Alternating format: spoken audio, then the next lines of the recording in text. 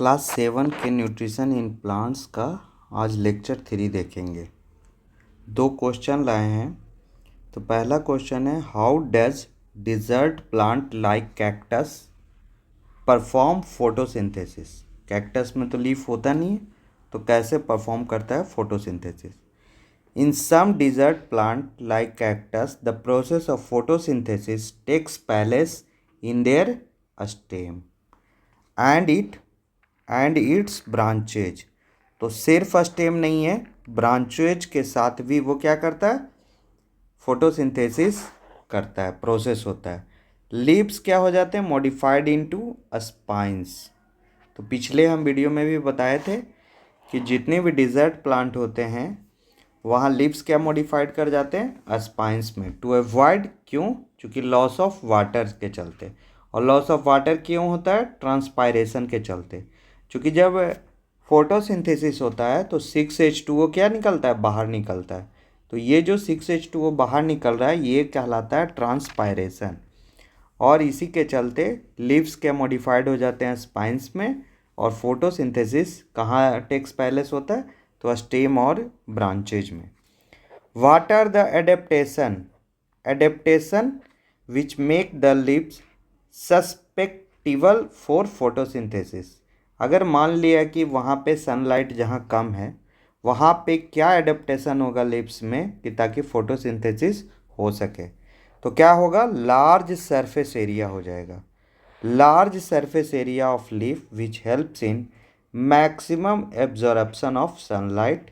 It contains stomata to allow, उसमें ढेर सारा स्टोमेटा होगा और वो अलाउ करेगा CO2 और O2 को, CO2 को इन होने में और O2 को आउट होने में। तो इस प्रकार से क्या एडेप्टेशन होगा, उसका सरफेस एरिया इंक्रीज कर जाएगा। आज हम टेस्ट के बारे में पढ़ेंगे। हम लेक्चर 2 में ही बोले थे कि फोटोसिंथेसिस और क्लोरोफिल के बारे में हमने पढ़ लिया।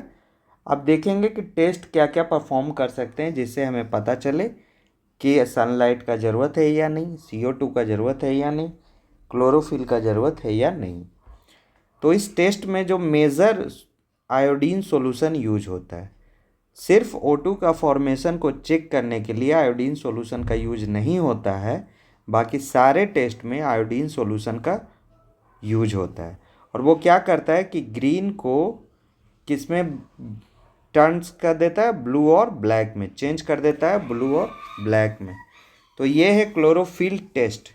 इसमें एक लीफ लेंगे, उसको बॉयल करेंगे वाटर में 5 से 10 मिनट के लिए, फिर उसको अल्कोहल में बॉयल करेंगे, फिर उस पर few drops of iodine solution add करेंगे और उसका कलर क्या हो जाएगा, ग्रीन टर्न्स ब्लू ब्लैक।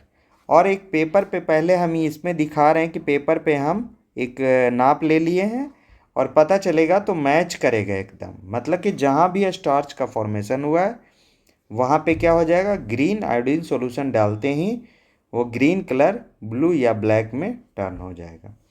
उसी तरह से CO2 का भी टेस्ट करते हैं। CO2 के टेस्ट में इम्पॉर्टेंट है KOH। क्या है इम्पॉर्टेंट, KOH। इसमें पहले तो हम 2 लीफ लेते हैं या 2 प्लांट लेते हैं, उसको 2 से 3 दिन तक के लिए डीस्टार्च करते हैं ताकि उसमें जितना भी स्टार्च पहले से बना हुआ हो वह सब समाप्त हो जाए। तो उसको कहते हैं डीस्टार्च करना। 2 लीफ या 2 प्लांट, उसको डीस्टार्च किए 2 से 3 दिन में, फिर दोनों जार को, एक को KOH रख के झाप दिए, मतलब बंद कर दिए, क्लोज कर दिए, दोनों जार को क्लोज कर दिए। एक में KOH है और एक विदाउट KOH है। अब उसको सनलाइट में 4 से 6 आवर के लिए हम रख देंगे। तो KOH का काम है, KOH क्या करता है, CO2 को क्या करता है, एब्जॉर्ब कर लेता है, CO2 को एब्जॉर्ब कर लेता है।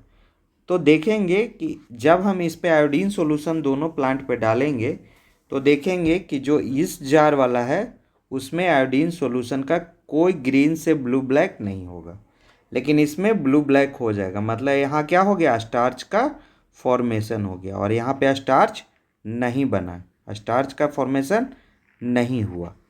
तो इस तरह से हम कह सकते हैं कि CO2 भी क्या है, इम्पॉर्टेंट है फोटोसिंथेसिस के लिए।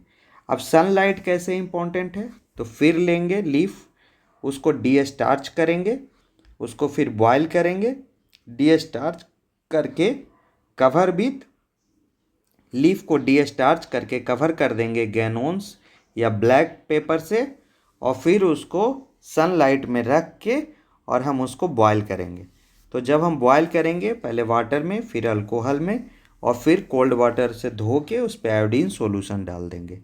तो जितना दूर तक गैनोन्स या ब्लैक पेपर से स्ट्रिप किया हुआ है उतना दूर में हम देखेंगे कि कोई कलर का चेंज नहीं हुआ, मतलब स्टार्च का फॉर्मेशन नहीं हुआ है। और जितना दूर जो नहीं स्ट्रिप से ढका हुआ है उस पार्ट में क्या हो जाएगा, ब्लू ब्लैक हो जाएगा, ग्रीन।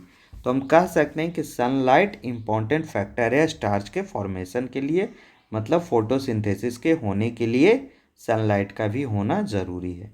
अब O2 का फॉर्मेशन होता है या नहीं होता है ये चेक करने के लिए एक हम हाइड्रिला प्लांट लेते हैं, फिर बीकर लेते हैं, फिर इन्वर्टेड टेस्ट ट्यूब लेते हैं, फिर एक इन्वर्टेड फनल लेते हैं, उसको दो से सपोर्ट करके इसके बीच में हाइड्रिला रख देते हैं, और जो पानी लेते हैं उस पानी में NaHCO3 रखते हैं। ये क्या करता है, CO2 को ज़्यादा प्रोवाइड करता है। तो अगर CO2 ज़्यादा है कहीं भी हवा में तो वहाँ पे स्प्लिंटर मतलब माचिस की तिल्ली नहीं जलेगा। लेकिन जब हम देखेंगे कि हाइड्रिला को रखेंगे और सनलाइट में रखेंगे तो फोटोसिंथेसिस होगा इसमें। और हाइड्रिला क्यों लिए हैं, चूँकि ये वाटर प्लांट है इसीलिए हाइड्रिला लिए हैं। तो ये वाटर प्लांट से जैसे ही ऑक्सीजन रिलीज होगा तो ये जो एरिया है इस एरिया में हम अगर माचिस की तिल्ली को ले जाएंगे, ऊपर से कुछ उठाने का हो व्यवस्था, तो उठा के अगर हम माचिस की तिल्ली को ले जाएंगे तो देखेंगे कि माचिस की तिल्ली तेज जलने लगा। तो इस प्रकार से हम कह सकते हैं कि O2 का फॉर्मेशन होता है। डीस्टार्च करने के लिए 2 से 3 दिन लगता है, ये ऊपर भी हम बता चुके हैं। डार्क रूम में रखा जाता है। कुछ इंपॉर्टेंट एक्स्ट्रा पॉइंट्स है जो मैं यहाँ डिस्कस कर देता हूँ। सायोफाइट्स उसको कहते हैं जो शेड लविंग प्लांट होते हैं। इसका एग्जाम्पल है ऑक्जेलिस, फर्न्स, मोसेस। ये सब क्या है, सायोफाइट्स है, मतलब इनको सनलाइट का ज़्यादा ज़रूरत नहीं है। हेलियोफाइट्स उसको कहते हैं जो सन लविंग होते हैं, सन लविंग होते हैं। एग्जाम्पल है डेल्वरजिया, रोजेस, म्यूलेन। अगर घर में आप रोज़ लगाए हैं तो उसको सनलाइट हमेशा मिलना चाहिए। तो डेल्वरजिया, रोजेस और म्यूलेन ये सब हेलियोफाइट्स है। हेलोफाइट्स उसको कहते हैं जो साल्ट टॉलरेंट प्लांट होते हैं, मतलब कि साल्ट वाले में भी क्या होते हैं कि ये साल्ट वाले पानी में भी आराम से हो जाते हैं। उसका एग्जाम्पल है मैंग्रोव। क्या एग्जाम्पल है, मैंग्रोव। अब जिस तरह से हम कार्बोहाइड्रेट का सिंथेसिस किए फोटोसिंथेसिस के द्वारा और ग्लूकोज बना, उसी तरह से अदर न्यूट्रिएंट्स का भी क्या होता है, सिंथेसिस होता है, जैसे प्रोटीन और फैट का। For protein synthesis required nitrogen. अब प्रोटीन का एक मेजर पार्ट है नाइट्रोजन, लेकिन प्लांट के साथ क्या दिक्कत है कि वह जो नाइट्रोजन फ्री एयर में जो अवेलेबल है उस नाइट्रोजन का यूज नहीं कर सकता है। तो कैसे करेगा, तो उसके लिए नाइट्रोजन को ऑब्टेन करने के लिए, मतलब प्रोटीन को सिंथेसिस करने के लिए उसको नाइट्रोजन चाहिए। और नाइट्रोजन कैसे मिलेगा, 2 मेथड से मिलेगा। या तो नाइट्रोजन फिक्सिंग बैक्टीरिया हो जैसे एजेटोबैक्टर, ये फ्री लिविंग बैक्टीरिया है, सॉइल में होता है, और ये क्या करता है कि वो बैक्टीरिया नाइट्रोजन को इस तरह से कन्वर्ट कर देता है कि प्लांट उसको सॉल्युबल फॉर्म में क्या करते हैं, अपने अंदर ले लेते हैं। या राइजोबियम बैक्टीरिया द्वारा। ये राइजोबियम बैक्टीरिया जो है ये प्लांट के गांठ में होता है, ज़्यादातर क्या होता है लेगुमिनस प्लांट में होते हैं, पल्सेज वगैरह में, और वहाँ पे यह सिम्बायोटिक रिलेशनशिप के साथ रहता है और क्या करता है कि नाइट्रोजन को सॉल्युबल फॉर्म में कन्वर्ट करता है ताकि प्लांट उसको ईजी वे में एब्जॉर्ब कर सके। ये एक मेथड है। और या तो दूसरा मेथड है कि फार्मर ऐड कर दे फर्टिलाइज़र या मैन्यूर। मैन्यूर मतलब कि या तो फर्टिलाइज़र मतलब खाद, और मैन्यूर मतलब जो गाय के गोबर से बनाया जाता है उसको। तो अगर ये दोनों मिल गया उसको तो वो प्रोटीन का क्या कर लेगा, वो सिंथेसिस कर लेगा।